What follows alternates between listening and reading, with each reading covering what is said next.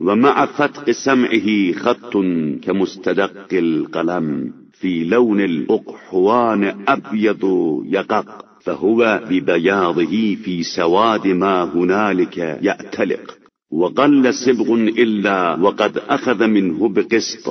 اس کے کانوں کے شگاف سے متصل بابونا کے پھولوں جیسی نوک قلم کی مانند ایک باریک لکیر ہوتی ہے، اور وہ اپنی سفیدی کے ساتھ اس جگہ کی سیاہی کے درمیان چمکتی رہتی ہے۔ شاید ہی کوئی رنگ ایسا ہو جس کا کوئی حصہ اس جانور کو نہ ملا ہو۔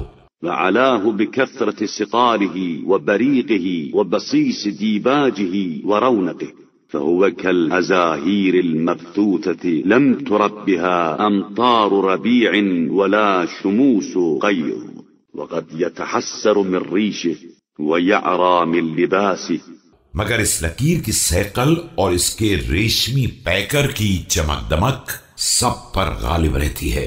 اس کی مثال ان بکھری ہوئی کلیوں کے مانند ہوتی ہے جنہیں نہ بہار کی بارشوں نے پالا ہو اور نہ گرمی کے سورج کی شعاؤں نے۔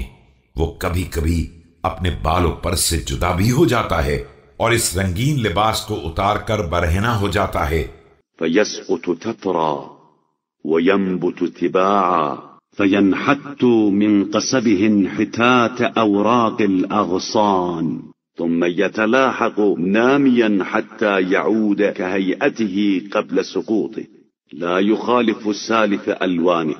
اس کے بالوں پر جھڑ جاتے ہیں اور دوبارہ پھر اگاتے ہیں۔ یہ بالوں پر اس طرح گرتے ہیں جیسے درخت کی شاخوں سے پتے گرتے ہیں، اور پھر دوبارہ یوں اگاتے ہیں کہ بالکل پہلے جیسے ہو جاتے ہیں۔ نہ پرانے رنگوں سے کوئی مختلف رنگ ہوتا ہے